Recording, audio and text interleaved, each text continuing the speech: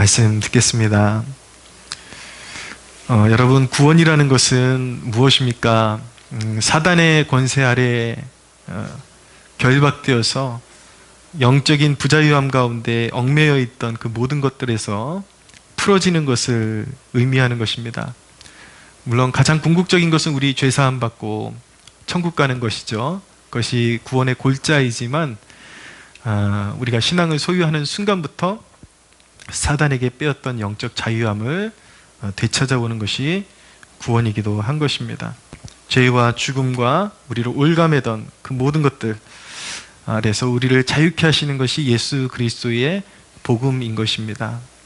그래서 갈라디아서에 보면은 그리스도께서 우리를 자유케 하셨다라는 말씀이 나오는데, 그러므로 너희가 다시는 종의 멍에를 매지 말라라고 그렇게 당부하고 계십니다. 그럼에도 불구하고 이상하게 우리는 하루 종일 뭔가에 매여 살아가곤 합니다.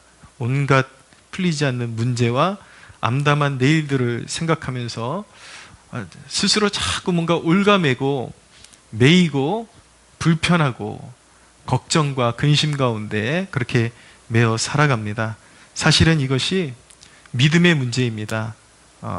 복음이 주는 그리스도 안에서 약속된 그런 놀라운 그 복음의 능력을 우리가 자꾸 망각하기 때문에 믿음을 발휘하지 못해서 자꾸 자신을 그렇게 사단의 속삭임에 매어 놓는 것이죠. 그러나 여러분, 우리가 영적인 싸움에서 전제 조건은 무엇이냐면 사탄은 이미 그리스도께 패배했다라는 것입니다. 우리는 그 그리스도의 승리를 나누어 갖는 하나님의 자녀들인 것이죠. 여기 보면은 진정한 영적인 자유가 무엇인지 우리에게 선명하게 보여주고 있는 한 인물이 있습니다. 복음을 전하다가 감옥에 갇혔지만 그 감옥 안에서 영적인 자유를 선언한 사람이 있습니다. 우리가 잘 알고 있는 이 빌립보서의 저자인 바울이죠.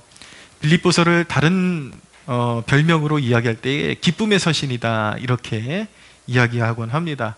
바울이 시종일관 감옥 안에서 기뻐하라, 내가 다시 말하노니 기뻐하라 라고 그렇게 오히려 감옥 밖에 있는 사람들을 위로하고 있기 때문인 것입니다. 그러면 오늘은 바울을 통해서 발견하는 영적으로 자유한 삶의 근원이 무엇이냐, 어디에 우리가 뿌리를 두고 살아야 영적으로 진정한 자유를 누리면서 살 수 있느냐, 이 부분을 함께 말씀을 통해서 배워나가려고 합니다. 첫째는 우리의 삶의 주권을 하나님께 맡겨드림에서 영적인 자유는 오는 것입니다. 우리가 어떤 상황에 있든지 이런 상황을 허락하신 분이 하나님이시고 이렇게 되어야만 했던 어떤 이유가 있다는 것을 믿으면 결코 왜 이렇게 될 수밖에 없었느냐고 하는 그런 원망 섞인 매임에서, 얽매임에서 자유해지게 되는 것입니다. 하나님이 주권적으로 이 상황에 역사하고 계시고 하나님이 허락하신 상황이다라는 것을 이해해야 자유를 얻게 되는 것입니다.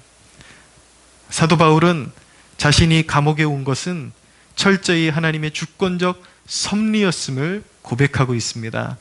12절에서 13절에 보니까 형제들아, 내가 당한 일이 도리어 복음 전파에 진전이 된 것을 너희가 알기를 원하노라. 이러므로 나의 매임이 그리스도 안에서 모든 시위대 안과 그 밖에 모든 사람에게 나타났으니 라고 말씀하고 있습니다. 바울의 고백은 무엇입니까? 바울은 자신이 당한 이 불미스러워 보이는 일이 오히려 복음 전파의 진전이 되었다라고 고백하고 있습니다. 진전이 되었다, 진보가 되었다, 더 앞으로 나아갈 수 있는 도약의 발걸음이 되었다라는 그런 의미죠. 여러분, 우리 삶의 그러한 진전이 우리가 바라는 그리고 예상했던 상황 속에서만 이루어지는 것은 결코 아닌 것입니다. 바울을 보면서 우리가 깨달을 수 있는 것은 오히려 사도 바울이 감옥에 투옥되는 것을 통해서 복음의 영역이 확장되었다라는 것을 알게 됩니다. 바울이 로마로 호송되면서 바울을 호송했던 그런 백부장과 그리고 병사들, 그리고 바울과 함께 배가 깨지는 유라굴로 광풍에서 위기를 만나면서 하나님의 위력을 경험했던 그 사람들에게, 또 멜리데 섬에 이렇게 떨어지게 되면서 그 섬 안에 있는 원주민들에게, 바울 한 사람이 옥살이를 하게 되는 그 과정 가운데 얼마나 많은 일들이 일어나는지 모릅니다. 또 감옥에 갇혔을 때 시위대 안에 있는 간수들에게, 또 그것에 연루되어 있는 고위직들에게, 로마 제국의 고위직들에게 복음이 증거되게 된 것입니다. 바울이 그 과정을 통해서 총독 앞에 서고, 또 이후에 이제 가이사 앞에 호소해가지고 그 과정 가운데 로마의 고관들과 만나게 되면서 시종일관 복음의 문이 활짝 열리고 복음이 확장되어져 나가는 것을 바울이 보게 된 것입니다. 생각해 보십시오, 여러분. 평범한 사람이 어떻게 로마의 고관들을 그렇게 일일이 만날 수가 있겠습니까? 어떻게 이렇게 가장 확고하게 로마의 고귀한 그런 삶의 그런 상류층들이나 아니면 고관들에게, 상류층과 고관들을 뿐만 아니라 시위대 안에 평범한 사람들과 간수들과 온갖 부류의 사람들에게 어떻게 그렇게 사도 바울이 폭넓게 만날 수 있는 기회가 생길 수 있었겠습니까? 사람의 생각과 다르게 하나님께서 바울을 그렇게 섭리하셔서 인도하셨기 때문에 사람의 생각과 다르게 오히려 그 안에서 바울이 가지고 있는 예수님의 생명의 복음이 더 널리 확장될 수 있는 그런 여건이 형성되게 되었던 것입니다. 여러분, 우리 삶 가운데 보면 우리가 원치 않는 역경이라는 것이 오히려 어떤 선한 일의 동기부여가 되기도 한 것입니다. 우리가 당하는 사고나 불의한 일을 통해서 무언가 인생의 중요한 결단을 하게 되고, 그것을 통해서 생각지도 못했던 삶의 길이 열리게 되고 헌신하게 되고 거기서 좋은 열매들이 맺혀지는 것을 경험하게 되는 것입니다. 여러분들이 지금 당면하고 있는 지금의 삶, 그것이 어떤 처지에 있는 상황이든지 그 지금의 삶에서 하나님의 뜻이 있음을 신뢰하지 못하면 결국 좌절에 묶여버리게 되는 것입니다. 모든 상황 가운데 하나님이 함께 하심을 믿어야 합니다. 모든 상황 가운데 하나님이 섭리하고 계심을 믿어야 합니다. 요셉의 삶의 궁극적인 승리의 비결이 어디에 있었습니까? 요셉이 형들에게 죽을 고비를 넘기고 애굽으로 팔려가는 그 순간부터 분노의 노예, 그리고 상처의 노예가 되었다면 말 그대로 진짜 노예가 되었겠죠. 그러나 요셉은 신분은 노예의 신분으로 팔렸지만 그의 삶은 결코 노예가 아니었습니다. 그의 삶은 오히려 자유자였습니다. 얼마나 자유하고 하나님 앞에서 항상 한결같은 모습으로 꺾이지 않는 믿음을 가지고 살아갈 수 있었던 이유는 무엇입니까? 하나님의 말씀을 가슴에 새기고 지금 여기까지 인도해 주신 분도 내가 다 알지 못하지만, 그리고 앞으로 어떤 일이 펼쳐질지 나는 다 판단할 수 없지만 여기로 보내신 분은 하나님이시다라는 확고한 믿음이 있었기 때문에 살아계신 하나님과 매 순간 동행할 수가 있었고, 살아계신 하나님과 역경의 순간순간마다 동행했던 하나님을 신뢰함으로 말미암아 성실하게 하루하루를 대면했던 그 삶의 결말이, 그 열매가 바로 역경을 디디고 일어서서 총리가 되어서 온 땅을 기근해서 구원하는 구원자의 사명을 감당할 수 있었던 것입니다. 할렐루야.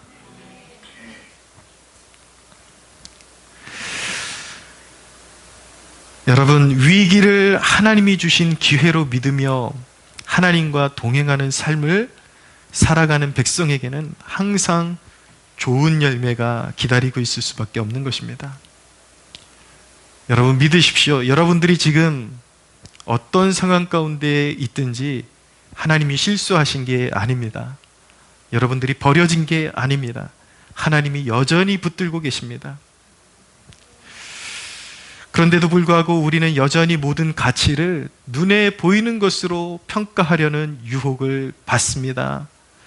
자꾸 상황을 보고 역경 가운데 두신, 혹독한 연단 가운데 두신 그런 상황 가운데 있다면 다소 마음이 어렵고, 도대체 이런 상황 가운데 내가 왜 추락해야만 했는가, 왜 떨어져야만 했는가 라는 질문이, 의구심이 들 때에 거기서 마냥 내 인생은 실패한 인생이구나 라는 것이 아니라, 분명히 나를 사랑하시는 하나님께서 나를 여기에 보내주신 이유가 있을 텐데 그것이 무엇일까를 늘 고민하고 하나님 앞에 기도하면서, 오히려 하나님 앞에 지금 이 상황 가운데 나에게 허락된 하나님의 뜻은 무엇입니까?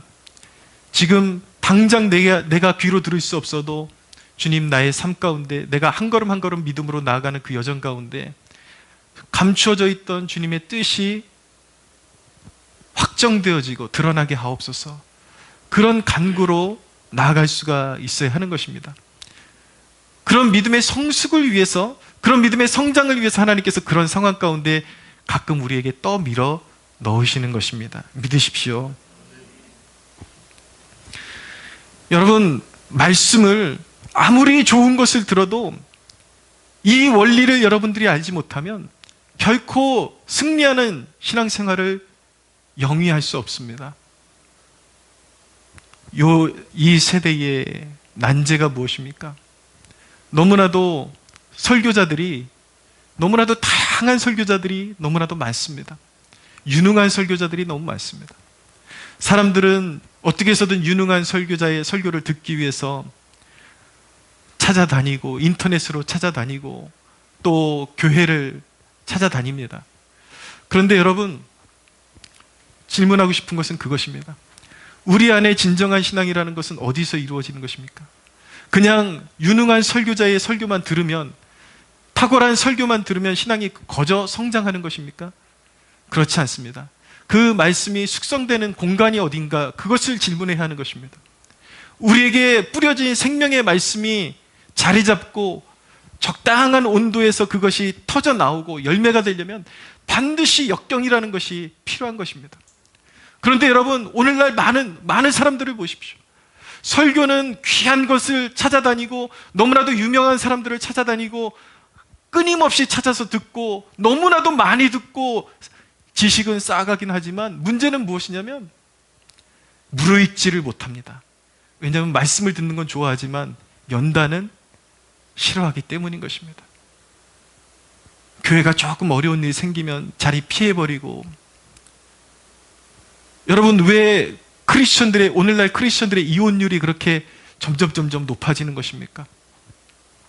여러분, 하나님의 뜻이라는 단어를 너무 남발하지는 마십시오. 오늘날 많은 사람들이 좀 괜찮은 배우자가 만나면 하나님의 뜻 가운데 만났어. 그런데 조금만 현실적인 어려움이 오면은 이건 하나님의 뜻이 아니었어. 여러분, 왜 여러분들의 그런 어떤 견고하지 못한 성품 때문에 하나님을 자꾸 거짓말쟁이로 만들고 하나님을 그렇게 가벼운 존재로 만들어버리는 것입니까? 우리 청년 세대에 기회가 있다면, 기회가 있을 때의 배우자감을 진지하게 만나야 합니다. 그러나 이미 한 번 결혼을 했다면 조금 성격이 안 맞고 무언가 극단적인 어떤 상황이 있지 않는 한, 이 상황 가운데 분명히 내가 하나님의 뜻에 대해서 모든 것을 다 알지는 못하지만 적어도 하나님께서 허락하셨고 축복하신 가정이라는 믿음이 있어야 되는 것이고, 결혼 이후에 어려움이 올 때는 그냥 너무 쉽게 내가 잘못 만났어, 하나님의 뜻이 아니었어, 그렇게 하는 것이 아니라 하나님의 섭리 가운데 이미 허락된 가정 어떻게 해서든 잘 지켜나가고 복된 가정으로, 우리 가정이 더 하늘의 축복을 받기 위해서 이 과정이 필요한가 보다.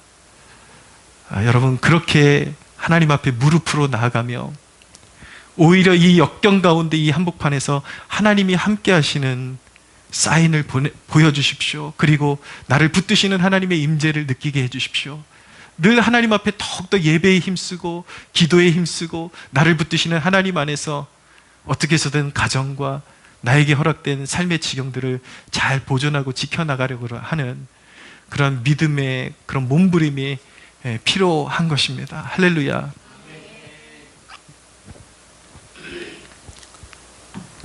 조금만 어려움이 생기면 또 도망가고 또 도망가고, 언제 열매 맺습니까? 언제 인생의 진짜 중요한 교훈을 배울 것입니까? 아닙니다. 무르익어야 합니다. 성장해야 합니다. 이겨내야 합니다. 사람들은 더 많은 기회, 더 좋은 기회 속에서 살아가는 사람들을 성공했다라고 판단을 하고, 그렇지 못해 보이는 경우를 실패했다라고 단정하며 살아갑니다. 그런데 여러분, 그것이 진실이라면, 진리라면, 그럼 왜 성경은 예수님 때문에 감옥에 갇힌 사람이 주인공일까요? 물론 성경의 진정한 주인공은 예수 그리스도이지만, 그가 이 역경 가운데, 저들이, 이 믿음의 사람들이 역경 가운데 주님을 버리지 않았기 때문에, 그 믿음을 지켜냈기 때문에 오늘날까지도 성경에 기록되어서 주님이 그들을 높여주시고 우리가 우러러 볼 만한 신앙인으로 자리 잡게 된 것이죠. 하나님이 높여주시는 사람들은 어떤 사람들입니까? 사회 속에서 그냥 단순히 눈에 보기에 성공한 사람들입니까? 아니지 않습니까? 오늘 그 그리스도의 복음 때문에 감옥에 갇혀있는 이 한 사람을 영원토록 주님께서 높이 드시고 이들의 삶을 봐라, 이것이 바로 하나님의 존전 앞에서 성공한 사람들의 삶이다 라고 말씀하고 계시지 않습니까? 여러분, 우리가 진정으로 이 세상을 잘 살았는지에 대한 평가, 그것은 주님 앞에서 역사적 평가가 판결해 줄 것입니다. 누가복음 16장에 보면은 부자와 거지 나사로에 관한 말씀이 나오잖아요. 부자는 이 땅에서 떵떵거리며 살지만 하나님을 외면하며 살았습니다. 가난한 자를 외면하며 무시하며 살았습니다. 거지 나사로는 진물이 나고 피부에서 개가 핥아댈 정도로 비참한 삶을 살았지만 이 땅에서 주님을 사모하며 살았고 고난을 묵묵히 견디면서, 그러면서도 믿음에 변치 않는 삶을 살았습니다. 죽은 이후에 어떻게 됐습니까? 부자는 영원토록 꺼지지 않는 지옥에 떨어지게 되었고, 이 땅에서 잠시 고난에 있었던 거지 나사로는 아브라함의 품에 안겨서 영원토록 주님과 함께 동행하는 축복을 누리게 된 것입니다. 여러분, 누가 잘 살았다라는 평가가 도대체 기준이 무엇입니까? 도대체 우리가 예수 믿는다고 하면서 아직까지도 세상적인 그런 안목으로 그것을 평가해야만 하겠습니까? 진실을 볼 수 있는, 진리를 볼 수 있는 눈이 여러분들에게 열려지기를 축원합니다. 성경은 분명히 세상이 전부인 것처럼 사는 사람이 아니라 고난과 멸시가 있는 세상 속에서 믿음을 지키는 사람을 성공적인 삶이라고 평가하고 계십니다. 여러분들의 삶의 주권을 하나님께 올려드리십시오. 하나님께서 허락하신 이유가 있기 때문에 내가 지금 이곳에 있다. 그 믿음이 있는 사람은 결코 영적인 자유함을 빼앗기지 않을 것입니다. 두 번째로, 하나님의 뜻이 있어서 이 자리에 사명자로 세우셨음을 믿는 것에서 영적 자유함이 오는 것입니다. 요 근래 여러분, 정치인들 하는 행태를 보면 큰 소리는 늘 빵빵 치는 것 같지만 얼마나 사람의 인기와 욕먹는 것에 쉽게 흔들리는 모습을 보입니까? 그들에게 진정한 이념이 있습니까? 사명이 있습니까? 그런 사람을 찾아보기가 너무나도 힘듭니다. 여러분, 뜻이 있으셔서 나를 여기에 세우셨다라는 그 믿음이 있어야 합니다. 사명자로 세우셨다. 사람에게 잘 보이고자 함이 아니라 여기 세우신 사명이 무엇인가를 먼저 고민하게 하고 하나님께만 복종하게 하는 그 원동력이 바로 사명을 생각하는 것입니다. 하나님이 나를 여기 세우셨다라는 그 믿음을 갖는 것입니다. 바울이 감옥에 갇힌 자신의 모습에 열등감을 가졌더라면, 그리고 밖에서 조롱하는 사람들의 비위를 맞추려고 했더라면 순전한 예수 그리스도의 복음을 지켜내지 못했을 것입니다. 이 사람들에게 조금 맞추기 위해서 이렇게 말했다가 저 사람들에게 맞추기 위해서 이렇게 조금 수정했다가, 바울이 그런 식으로 살았더라면 오늘날 우리에게까지 온전한 복음이 선포될 수 있었겠습니까? 그러나 바울은 자신이 어디에 있든지 복음을 지켜내기 위한 사명자로 세움을 받았음을 인식했습니다. 14절에서 17절을 잠깐 보시면, 형제 중 다수가 나의 매임으로 말미암아 주 안에서 신뢰함으로 겁없이 하나님의 말씀을 더욱 담대히 전하게 되었느니라. 어떤 이들은 투기와 분쟁으로, 어떤 이들은 착한 뜻으로 그리스도를 전파하나니, 이들은 내가 복음을 변증하기 위하여 세우심을 받은 줄 알고 사랑으로 하나, 그들은 나의 매임에 괴로움을 더하게 할 줄로 생각하여 순수하지 못하게 다툼으로 그리스도를 전파하느니라.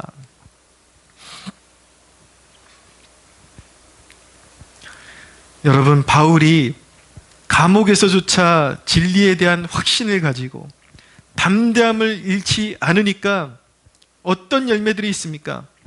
당시 로마에 있던 선한 형제들이 오히려 바울의 그런 꿋꿋한 모습을 보고 용기를 받고 자극을 받아서 오히려 담대한 복음의 증인이 되었다라고 말씀하고 있습니다. 한 사람이 고난을 받을 때 꺾이지 않고, 내가 이렇게 초라해졌을지라도 이것이 내 삶의 전부가 아니라, 내 주안점이 아니라 나에게 하나님께서 주신 사명, 예수께서 나에게 주신 사명이 내 삶의 중심이다 라는 그런 확고한 믿음이 있었기 때문에 그 선한 영향력이 오히려 바울을 보면서 복음은 진리구나, 예수 그리스도는 진리시고 진정으로 환경에 매이지 않고 영적 자유함을 주시는 분이구나, 형제들이 깨닫고 도전을 받고 오히려 바울과 같이 또 똑같은 고난을 받게 될지라도 두려워하지 않고 분명히 부활이 있기에, 영원한 생명이 있기에 이 고난이 헛되지 않다라는 그 믿음 가운데 확신해져서 그 고난 가운데 함께 참여하는 그런 복된 열매로 이어질 수 있었던 것입니다. 바울을 경쟁자로 보았던 불의한 자들이 착하지 못한 뜻으로 바울을 격동질시키면서 전도 활동을 했지만, 그럼에도 불구하고 바울은 감사할 수 있었습니다. 여러분, 여느 사람 같으면 실족했을 거예요. 내가 주님 뜻대로 산다고 그렇게 열심히 살았는데 내가 여기 와가지고 이렇게 초라해지고 사람들이 나를 어떻게 생각할까? 저 사람들이 나를 이렇게 업신여기니 내가 무슨 자존심으로 여기서 이렇게 살아갈 수 있을까? 아마 많은 사람들이 실족했을 것입니다. 그러나 다른 많은 사람들이 뭐라고 하든지 이길 수 있는 힘은 이 일을 위한 사명자라는 확고한 그 자기 정체성에서 비롯되는 것입니다. 사람들은 항상 처한 상황에서 자기에 대한 가치를 찾습니다. 그러나 바울은 주신 사명에 자기의 가치를 두고 있는 것입니다. 사람들은 남들이 가진 것, 남들이 가진 좋은 환경이나 좋은 집, 좋은 어떤 학구열, 아니면 좋은 차, 이런 것들, 이런 더 좋은 것들에 관심을 가지고 가치를 두니까 그 사람들만큼 살기 전에는 나는 하나님께 결코 집중할 수 없어 라는 태도를 갖고 살아가다가 결국은 세상에 매여서 세상의 종로를 타다가 영원한 멸망을 자처하게 되는 것입니다. 그러나 그리스도인의 삶의 가치는 저 사람도 있으니까, 저 사람도 좋게 살아가니까, 남이 있으니까 이것이 아니라 자기 형편껏, 그리고 가치에 의해서 소비를 하고 사명에 집중하며 살아야 하는 것입니다. 하나님이 주신 만큼 감사하며 살아가면 되는 것입니다. 중요한 것은 사명을 붙드는 삶을 살아가는 것입니다. 할렐루야. 세우신 뜻을 먼저 생각하니까 바울은 매이지 않았습니다. 그러니까 소신 있는 삶이 가능해졌던 것이죠. 갈라디아서 1장 10절에 보면 내가 사람들에게 좋게 하랴, 하나님께 좋게 하랴, 사람들에게 기쁨을 구하랴, 내가 지금까지 사람들의 기쁨을 구하였다면 그리스도의 종이 아니니라 라고 선언하는 것입니다. 사랑하는 여러분, 남들처럼 되려고 하지 말고 여러분들의 부르심을 따라가는 복된 백성들 되시기를 축복합니다. 그러면 비교의식이나 초조함 따위 이런 것들에 매이지 않게 될 것입니다. 하나님이 주시는 영적 자유함 가운데 살아가는 축복을 누리게 될 것입니다. 세 번째로, 궁극적 삶의 목적을 붙드는 것에서 영적인 자유함이 오는 것입니다. 16절에서 18절을 보십시오. 다시 이렇게 쭉 반복해서 한번 읽어보면, 이들은 내가 복음을 변증하기 위하여 세우심을 받은 줄 알고 사랑으로 하나 그들은 나의 매임에 괴로움을 더하게 할 줄 알고 생각하여 순수하지 못하게 다툼으로 그리스도를 전파하느니라. 그러면 무엇이냐? 거칠애로 하나 참으로 하나 무슨 방도로 하든지 전파되는 것은 그리스도시니 이로써 나는 기뻐하고 또한 기뻐하리라. 전파되는 것은 그리스도시니 이로써 나는 또한 기뻐하고 기뻐하리라. 여러분, 어떻게 이런 고백이 가능할까요? 바울은 자신을 위해 살지 않고 자신에게 영원한 삶을 주시고 죄인 중에 괴수였던 자에게 영원한 사랑과 신뢰, 사명을 주신 주권자 예수 그리스도를 위해 사는 것을 궁극적인 삶의 목적으로 두고 있었기 때문에 이런 삶의 모습이 가능했던 것입니다. 여러분, 이것은 가치 없는 것들을 삶의 목적으로 사는 것과 영원한 것을 삶의 목적으로 사는 그런 삶의 차이인 것입니다. 제가 어느 기사를 통해서 잠깐 접한 대목을 보니까 가수 유열이라는 분이 우리가 잘 알지 못했던 그 사이에 희귀병으로 좀 많이 고생을 했다고 합니다. 삶의 그런 죽음을 바로 문턱 앞에 두고 마지막이 될지도 모르는 수술을 몇 번을 해야 했다고 했는데 완치가 어려운 병인 것이죠. 근데 그의 고백은 이전에도 신앙을 가지고 있었지만 돌아볼 때에 지금까지는 온전히 주님을 위해서 살아왔던 것이 아니라 세상만 알고 살았는데 이 유열이 그렇게 하나님 앞에 간구했다라는 것입니다. 이제부터는 진짜 그리스도인으로 살아갈 기회를 주십시오. 하나님, 내가 이전에 교인이라는 이름은, 타이틀은 가지고 있었지만 진짜 그리스도인으로 살지 못했습니다. 교회는 다녔지만 여전히 세상 사랑하고 세상 것이 전부인 줄 알고 살았는데 주님, 조금만 더 기회를 주십시오. 내가 진짜 그리스도인으로 살아갈 수 있는 기회를 주십시오. 그런 절박함을 가지고 몇 번의 수술을 그렇게 통과하면서 지금 주님 앞에 남은 삶, 언제까지인지 모르겠지만 그 남은 삶을 온전히 주님께 드리기 위해서 그렇게 헌신하며 살아가고 있다는 그 고백을 보게 되었습니다. 여러분, 왜 사람은 가장 소중한 것을 꼭 죽음의 문턱에 가야만 깨달을 수 있을까요? 여러분, 극단적인 아주 극도의 어떤 역경, 죽음의 그림자가 드리워질 정도의 그런 역경이 삶 가운데 다가오면 우리가 이 땅을 살아오면서 추구했던 많은 것들이 진정으로 헛되고 헛된 것들이었다는 것을 비로소 뒤늦게 깨닫게 되는 것입니다. 인생의 가장 소중한 것은 예수 그리스도 한 분이었다는 것을 뒤늦게 깨닫게 되는 것입니다.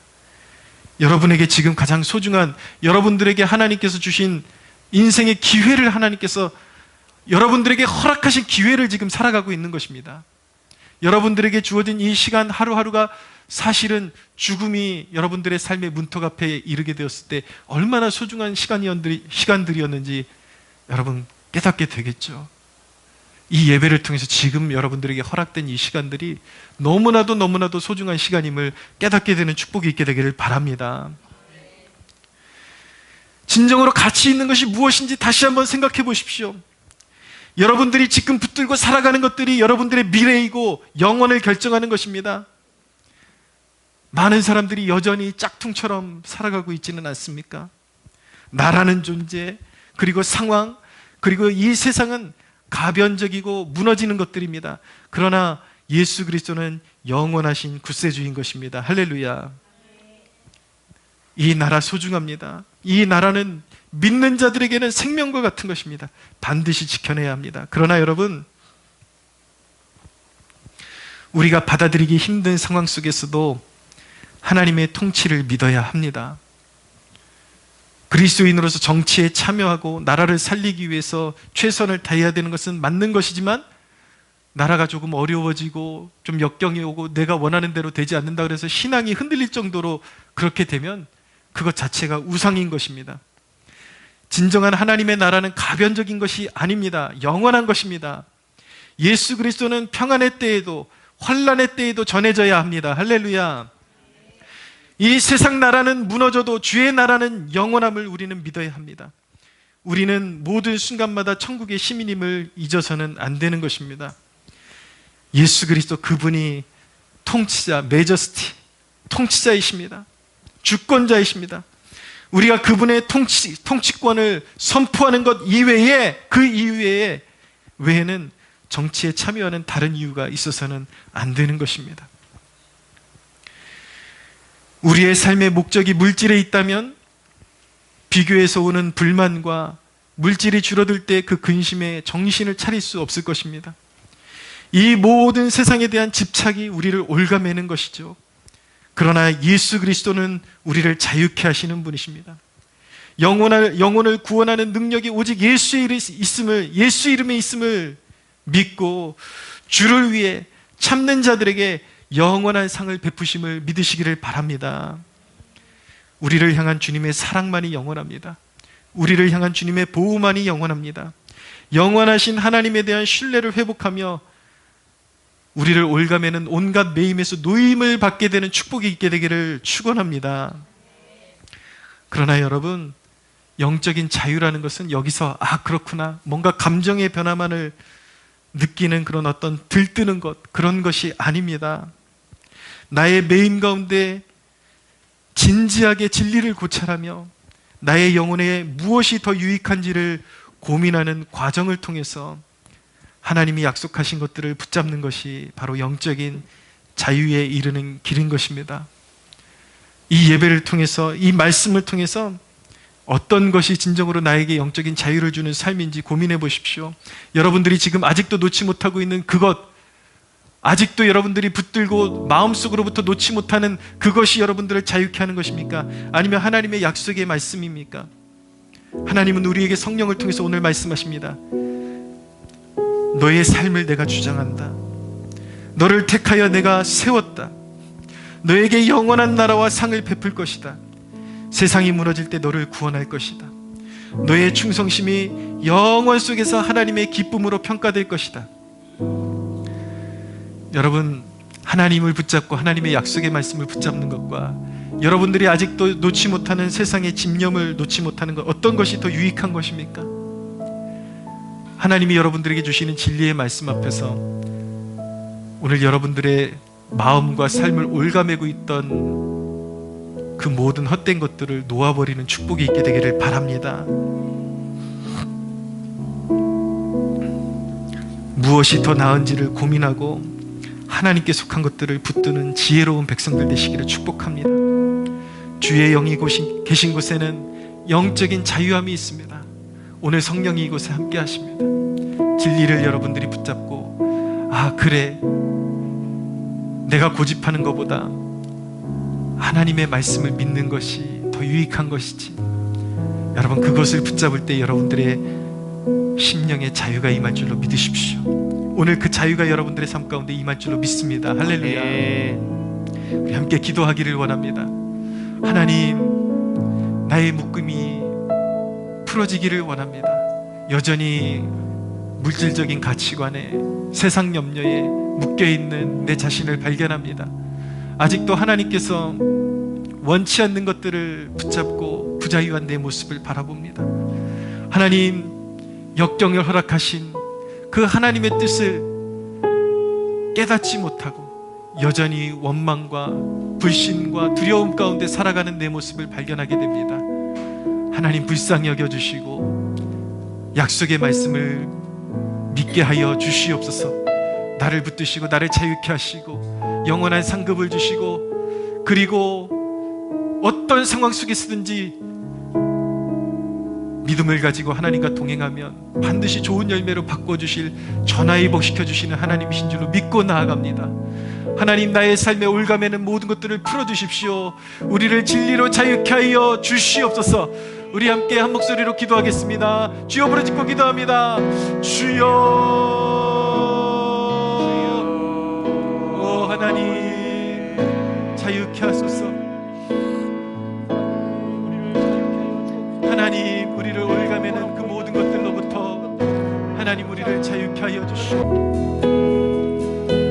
내게로부터 눈을 들어 주를 보기 시작할 때 주의 일을 보겠네.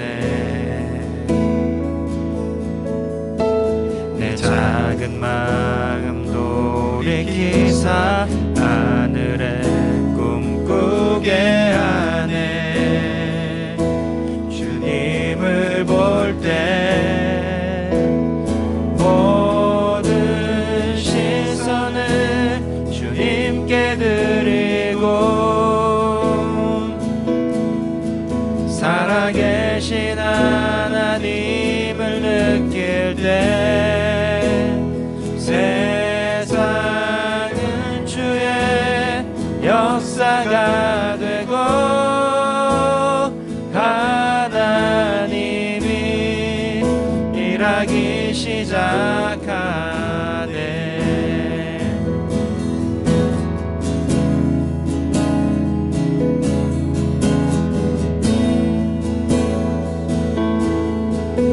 성령이 나를 변화시켜 두려움 사라질 때 주의 일을 보겠네.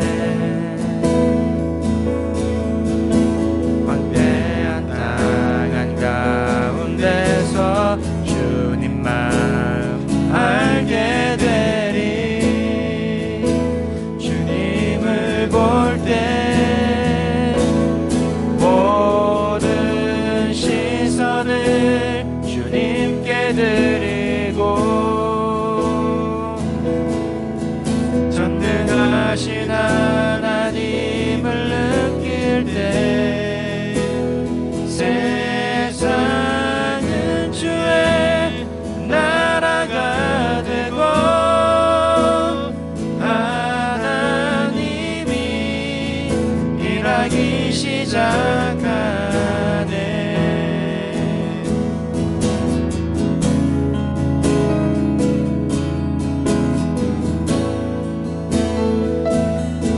주님의 영광, 주님의 영광 임하네. 주 볼 때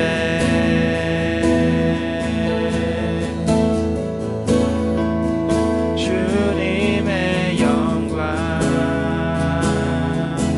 임하네. 주 볼 때 모든 시선을 주님께 드리고 살아계신 하나님을 느낄 때 내 삶은 주의 역사가 되고 하나님이 일하기 시작하네. 모든 시선을 주님께 드리고 전능하신 하나님을 느낄 때 세상은 주의 나라가 되고 하나님이 일하기 시작하네. 모든 시선을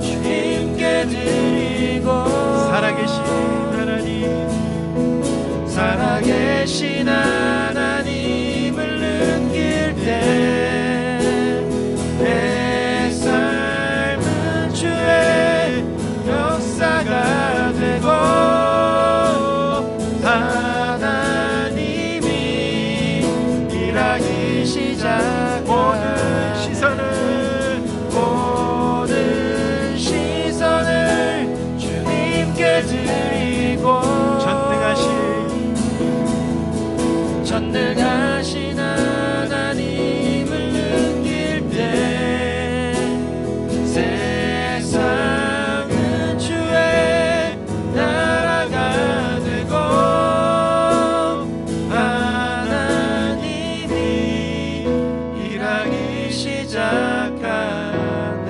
아멘. 우리의 예배를 받으시기를 기뻐하시는 우리 거룩하신 성삼위일체 하나님, 성부, 성자, 성령 하나님 앞에 영광의 박수